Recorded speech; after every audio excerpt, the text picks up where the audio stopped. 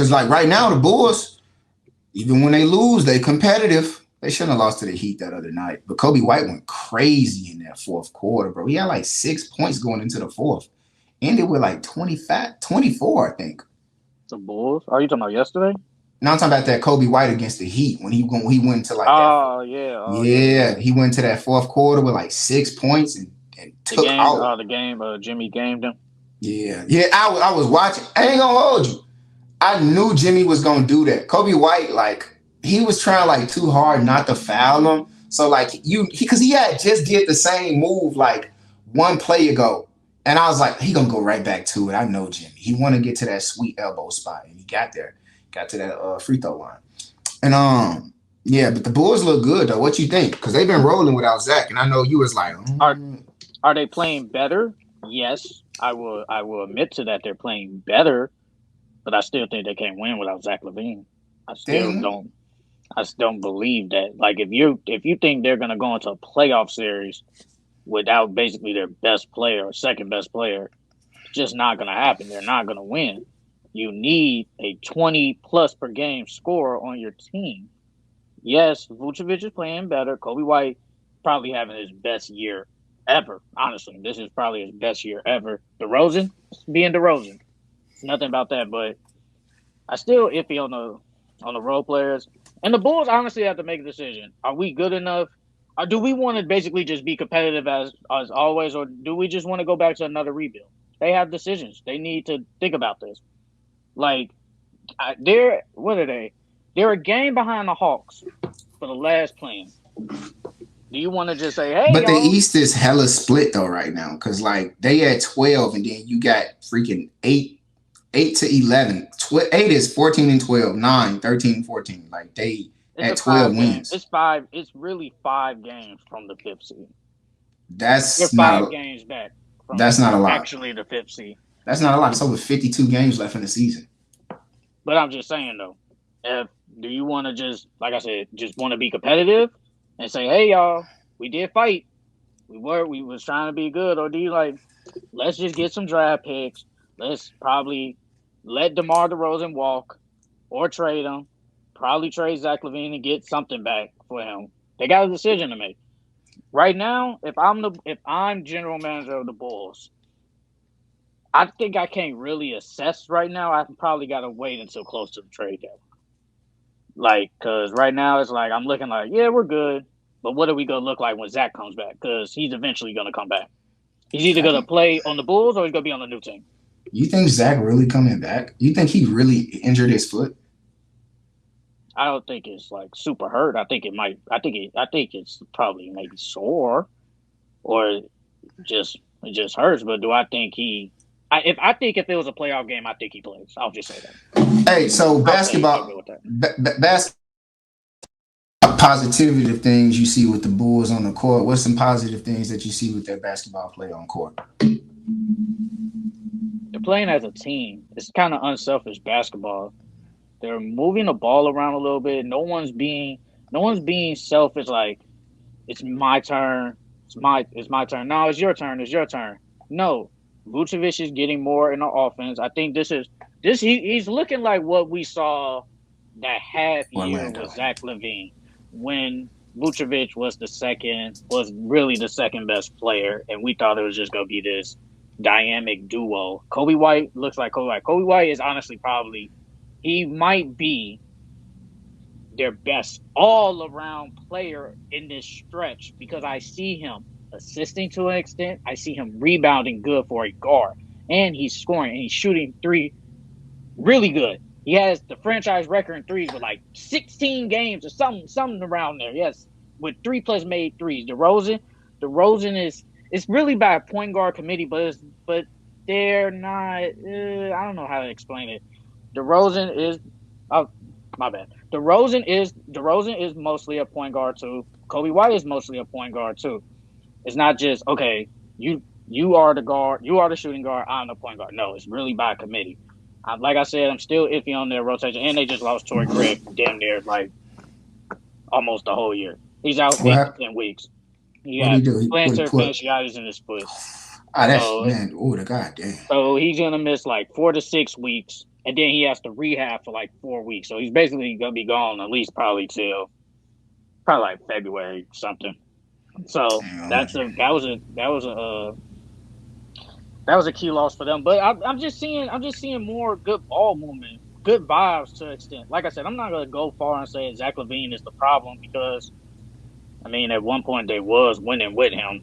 Now it's like, oh, it's just weird because that's how we do it in sports.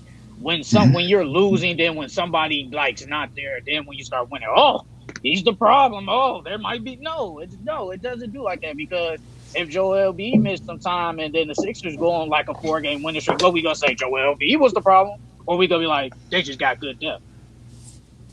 I think you seen that with Memphis when Ja last season with Memphis when Ja was suspended and injured, and they were still winning without him. They You had thought good to depth. yourself, you thought like, oh, this team can still win without him. And then we seen this year, I don't know. But I do think the positive plays that I do see with the Bulls on the court, like definitely 100% the shot is way more dispersion. Like it's perfectly balanced. I always thought that Zach took too many shots. Like Zach LaVine, like when he was cold, he'd try to overforce it to try to shoot them back into the game. He was really shooting the Bulls out of the game. It took so many shots, like, and it kind of felt like he only really like when Kobe had the ball and DeMar was on the court. It was kind of like Kobe White wasn't really a part of it. He was just defense, and he wasn't getting the chance to really touch and feel, get players out there because like Zach LaVine is a shooting guard. Like he's a straight scoring guard, honestly. I don't feel like he ever really looked for anybody else to get the ball. I think like him, that's probably like the shit, maybe like the third thing. Like if he passed the ball, I think he want it right back. And if he do pass it off, it's gonna be like late in the shot clock. That person like, damn, he ain't even in rhythm trying to shoot it. So I think the ball movement with Kobe White is amazing because you got to watch out for Kobe from that 3-point shot and he could get that pass. I'll be looking at, I'll be like, damn, he be looking like, okay, he real passive right now. Like he be passing a lot, like looking out shots, not taking it. Then it's like he'll snap. And it's like, damn, he pulling up for three. Damn, he hit him with this. It's like Kobe, his handles look like it give him a little bit more space to create that mid-range game. He could shoot the three so well. And it do look like then he be kind of passive. And it's like somebody must say something to him doing the huddles because he snap, turn it on. And I like them. I like how he gets Vooch involved and like the top of the elbow. You get him low down in the post. It looked like they got Vooch running a whole lot more handoff, touch passes and stuff like that. And I like that because like we finally seeing Vooch get to like them consistent double digits. Like I think I seen a 20-point game from him. He's looking like okay, Vooch, he good now for 15. That take a lot of pressure out of DeMar. And I think honestly that just opened up that mid range for DeMar because you got to worry about Kobe shooting, you got to worry about the touch passes handing off from Vooch. Man, I think it opened up a lot for DeMar. I like the Bulls without Zach because I think his shot volume is just too much. It just ruins everybody. Like we got to defer to Zach. We got to defer to Zach. He gets to make the call. And Zach was only gonna pass it to DeMar for real for anybody else to score. Like that's crazy. Vucevic is averaging 18 points and 11 rebounds in the last 10 games. Shit, and with Zach, he was averaging like fucking 11. I mean, rebounds was always high, but points, you couldn't even put Vooch on your ticket for points because they wouldn't pass him the ball. He was getting like 5-7 shots a game. First 10 games. Okay, that didn't matter. But another thing, Patrick Williams was good too. I'm not gonna lie. I know Patrick Williams has not been like that good his first like 3-4 years in the league, but since Zach has been out, he has been way better. I'm not gonna lie. This is the Patrick Williams. This is the Patrick Williams that we probably thought when he was at Florida State and when the Bulls drafted him number 4 overall. He's shooting better because like he's playing really kind of out of his position to an extent. Like I think he's more of a 3, but he plays the 4. And then plus he doesn't really get a lot of shot attempts with Vucevic, DeRozan, Zach LaVine, and maybe a little Kobe White. But with the more shot attempts, he's playing way better. And I'm shouting him out for that. I'm You, giving him his credit. in one of our videos over the summer, you had I gotta watch out. I'll be watching our videos back. You was like, I think this the year. You said Kobe White and you said Patrick Williams. You said I think this the year where Patrick Williams probably get to take somewhat of a step forward. You said I think Kobe White, him starting as the point guard. I hope we could see him blossom more, get back to the North Carolina. So it's looking like once you move Zach out the way, shit, those things that you predicted, they coming true. They're coming true. I seen like the Bulls was thinking about trading Zach for Darius Garland, but I think what you got from Kobe White right now, there's no need to even entertain that. I don't think there's any need to entertain that at all now. Well, I don't. I don't. Would I do if I'm the Bulls? Would I do it? I don't know because honestly, at the end of the day, that's still a small backcourt. Like Darius Garland, we saw it last year in the playoffs. They got punked by the Knicks. They're a small backcourt. And Kobe White's he's just not a really good defender, if we're being honest. Darius Garland, I He think got good effort can. though. I think Darius Garland might bring some effort, but at the end of the day, he's only like 6 foot or 6'1", maybe 6'2" at the most. I think he's like at the 6'1". tallest. Yeah. At the tallest. So, would it work? And then you have Kobe White as an all ball. Caruso, you're gonna have Caruso too. It's gonna be fast. It's gonna be really fast. I think they trade Caruso. Me personally, I do. I think they do trade Caruso. You know, teams. This is the best value you're gonna get for him, bro. I'm not gonna lie. I think Caruso trade value probably higher than Zach LaVine's low key. I think his trade value was higher because there is not a single team that doesn't want Caruso. Excuse me. He the type of player a team gonna get fined for what's that shit that was fined for what's it cohesion? Tampering. You're gonna get fined for tampering because bro, everybody want Caruso. He's like the guy, he bring the energy, he play defense.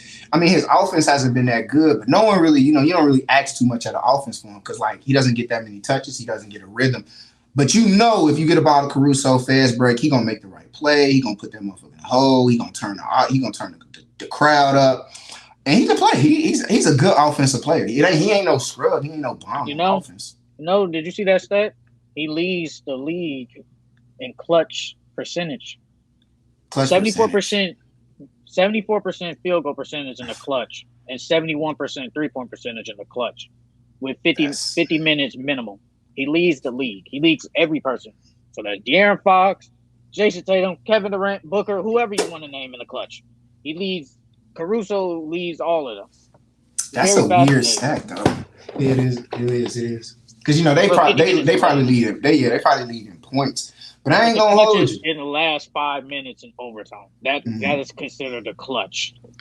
Because Caruso got a lot of energy, bro. He buff. Like, I ain't gonna hold you. He could be like a secondary lineman, a secondary running back or some shit like that. He looked like he short, but he tall. But like that man buff, and like if you get Zach and Caruso in the trade, I think you could get a lot back for that. But I ain't gonna hold you. I think you get some decent back for just Caruso himself. And he's on a friendly contract. He's only making $9 million. I don't understand why the Lakers didn't keep him that when he was talking about taking a lower contract. He wanted to stay. And they I ain't gonna hold you. The Lakers, they need Caruso. They kind of need Caruso. I wouldn't mind taking him back. He can help. Yeah. They can take Gabe Vincent. I don't care. Gabe, he played like 4 games, didn't he? But he should be back like next month. He came back yesterday. No, he came back yesterday. Okay, yeah. And he missed like 20-some games. Y'all can take him. But y'all can take D'Lo. Like I said, I don't mind giving D'Lo up. We're being honest. So